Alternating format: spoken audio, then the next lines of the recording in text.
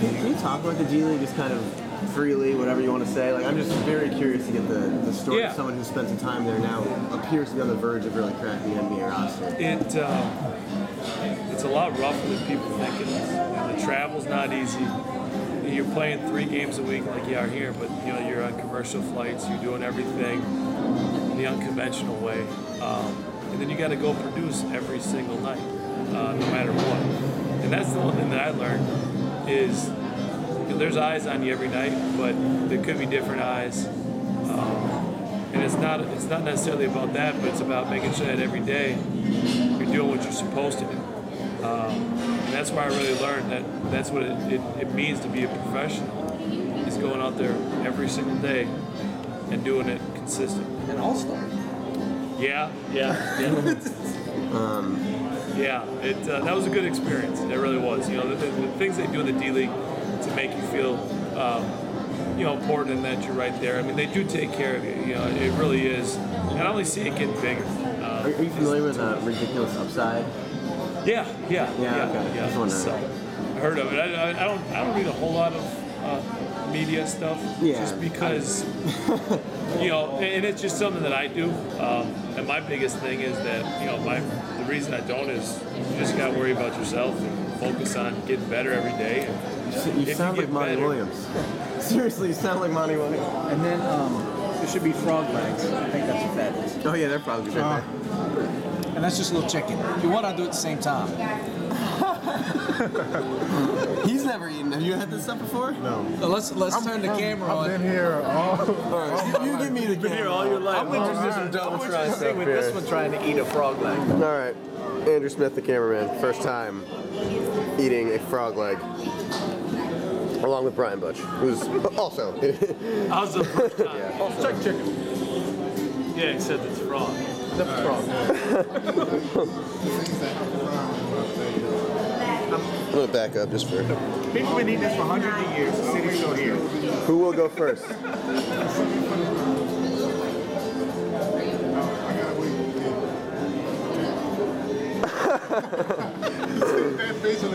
Your turn. It's a good sport regardless. Texture? It is like chicken. It is like chicken. I do agree with that comment. If I didn't know it was frog, I mean, I'm not trying to mislead you. chicken. But I mean, that's it. But you still know it's Yeah, frog. the fact that it's the actual whole leg right here. Like, That just throws me off of that. I take it you're not a frog guy. no, cause I can just see it jumping, you know what I mean? I feel like I should be on like Fear Factor right now. It tastes good. See, right, in Delachaise they do frog legs, and it's got a really nice gravy that they put over it. And I guess they bake them again. And you didn't even know it's eating frog I legs. would say, I mean, it did taste like chicken. Like it does. Like, It almost all tastes like chicken. Yeah. It's just, you got to get it out of your mind that's actually that somebody was running around after this thing. exactly. Don't you change the name to chicken legs? Huh? Don't you change the name to chicken legs? That's it. Don't tell anybody. That's right.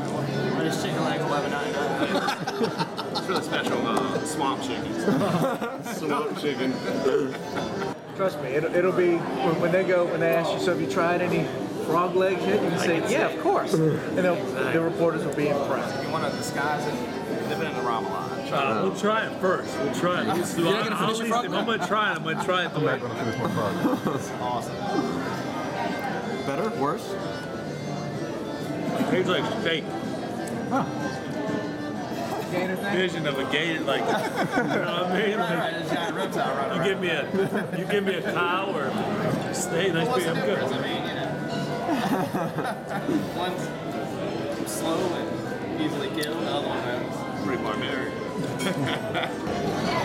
When you go over there, it's a big culture shock as far as just everything.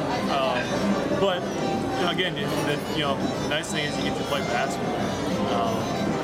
So for me, it was just to go over there and play and do that. Anytime we always ate as a team, and they had everything on the table.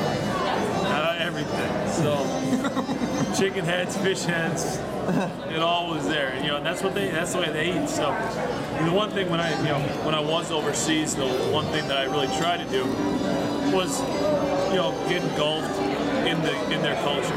You know what I mean? It's, you're over there living in their country.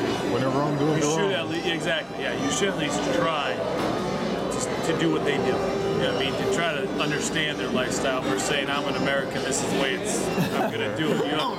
Yeah, exactly. There's a lot of guys that do that. So, so I tried it all, and some of it was all right, some of it I didn't like. But I will say that frog legs went down a lot better than some of the other stuff I've had. Can you compare some of the crowds you've seen around the world? Just in terms of how they differ in terms of size, quality, One thing about, and this goes in general for overseas basketball and all, they're crazy. I mean, they get into it. I mean, they're allowed to bring almost anything into the gym. You know, I mean, when you're in China, they've got their cigarettes. And, I mean, it's a crazy. When I was in Greece, we were playing, and they tipped the ball off, and then the fans all threw coins and toilet paper and everything on the floor. So they had to start the game and redo it all over again. So, I mean, they really love and die for their teams. I mean, the passion they have is unbelievable. Is it kind of how we picture soccer fans? Yes. Yeah. Exactly. I mean, not here, obviously. Not here, but yeah. I mean, they're just they're die hard for their teams. They'll travel crazy amounts to go see them. Must get tiring doing all that goal stuff in basketball. Yeah. I mean, they score 100 points. I can see this. One of the things constantly frustrating is you can educate people. Guys go up for rebound, one hand. Scream, two hands. Because that just seems smarter for me. I know sometimes you have to reach and do this stuff. Well, the coaches yell the same thing. A lot of it. Oh yeah. Oh, thank God. A lot of they do. A lot of it is just based on what where you're at. I mean, it's sometimes technique and rebounding sometimes just has to get thrown to the wind, and you just have to physically want to get the ball more than the next guy. When it comes to game day, my mindset is that's mine. And I've been known to take rebounds away from my guards. It's just the mindset you go in with, and that's But with that's anything. I mean, you go in, you have a game plan every game you go into. You know what I mean? You know what your job is, and you've got to do your job. Just like if people work 9 to 5, they know what their job is. If they don't go do their job, there's problems too. So if they, if you got $10 million deal for 2 years, what would you direct your charitable efforts? I mean, for you, what is it? I like, my thing that I do, and I play in a charity golf play back home. Always, I am a golfer. Oh yeah. Oh. We're gonna get out there one day. It is We're gonna get out there. Play him now. Are you any good? It depends. Some days I get my money's worth, some days I don't. You know what I mean? Yeah. I'm not going to claim to be a good golfer, but What's harder? Making a free throw under pressure to win a game, or making a 3-foot putt? Oh, a 3-foot putt. Oh, no. Yeah? Oh, No question? no question about it. Free throw, that's second day, that's just habit. That's just the 3-foot putt. Those are the worst. So, Have you been in New Orleans a lot previously? once before. So it was when I was in college. Was it kind of a different? Tell us about that, or do you remember it? Yeah, I remember it. Yeah, I do remember. So it wasn't Mardi Gras? It was not Mardi Gras. No. I learned early, that I got to stay focused on what needs to get stay focused on. But Notice the drink is not alcohol. yes, exactly. Water. So it's for me, we were down here with Adidas, and I was a camp counselor for their camp. So that was really good. The city's amazing. The people are amazing. Very friendly. Do you have any interesting stories so far from your time down here? With training camp going on and being so locked in on what needs to get done, and with the short training camp, really haven't gone out a whole lot. Yeah. It's been a lot of room service, been a lot of get to bed and get rested up for the next one. I think that's the other thing you learn in the D League is what it takes to be a professional.